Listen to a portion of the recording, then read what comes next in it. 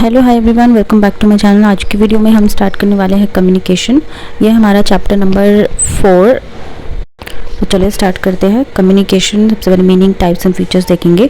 Communication का मतलब क्या होता है हम सभी जानते हैं। कम्युनिकेशन का मतलब है बातचीत करना और सोचना, सूचना देना या लेना, इंफॉर्मेशन देना या लेना। ये एक, दो या ज़्यादा लोगों के बीच इंफॉर्मेशन शेयर करने का तरीका होता है। This is a very simple way to understand.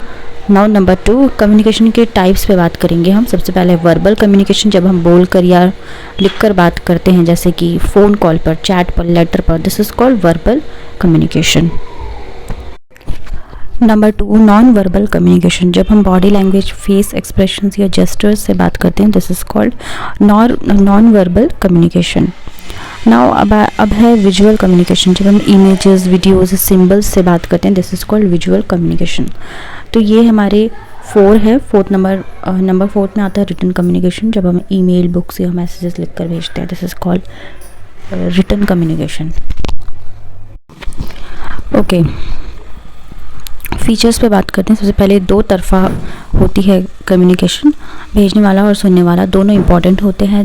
Next होता है क्लियर होना चाहिए, स्पष्ट होना चाहिए, मैसेज क्लियर और समझने लायक होना चाहिए, ताकि जिसको आप मैसेज भेज रहे हो अच्छे से समझ पाए। देन मीडियम ज़रूरी होता है, कौन से तरीके से मैसेज भेजा जा रहा है, बोल कर, लिख कर, फ़ोन, टीवी, इन सब के थ्रू, ये सभी भी बहुत ज़रूरी होता है। फीडबैक होना ज़रूरी है, सामने वाले को मैसेज समझ आया या नहीं ये जाना जाता है।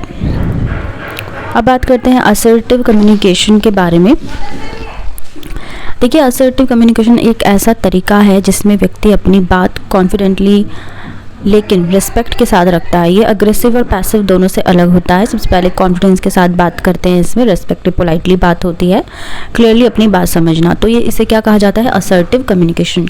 कोई भी इंडिविजुअल, ऐसा इंडिविजुअल जो अपनी बात रख रहा है लेकिन बहुत ही रिस्पेक्टफुली अपनी बात रख रहा है, बहुत ही पोलाइट वे में अपनी बात रख रहा है, कॉन्फिडेंस के साथ बात रख रहा है, this is called assertive communication.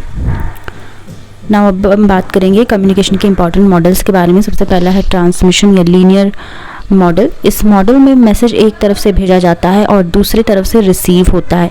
इसमें फीडबैक नहीं होता, for example radio, TV broadcast या न्यूज़।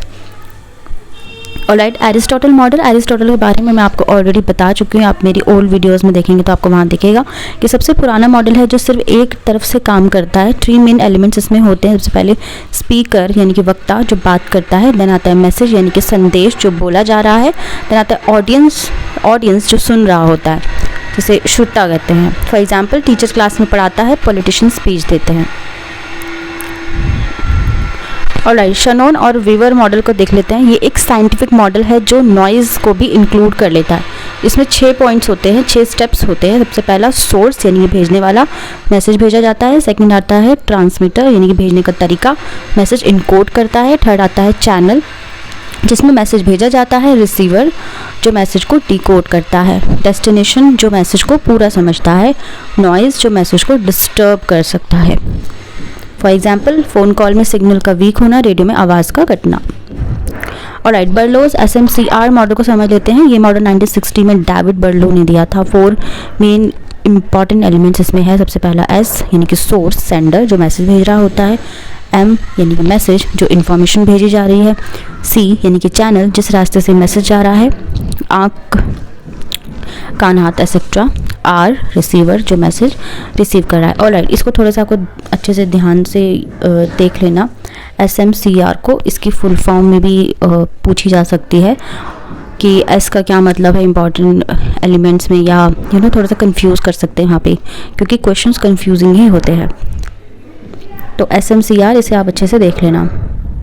और कंक्लूजन देख लेते हैं। कम्युनिकेशन हमारी डेली लाइफ का इंपॉर्टेंट पार्ट है। अगर सही तरीके से बात की जाए तो दूसरे लोग आसानी से समझ सकते हैं। अलग अलग मॉडल्स हमें बताते हैं कि मैसेज कैसे भेजा जाता है और क्या दिक्कत आ सकती है। इफ़ेक्टिव कम्युनिकेशन के क्लैरिटी, कॉन्फिडेंस और सही मीडियम होना बहुत ज़रूरी होता है।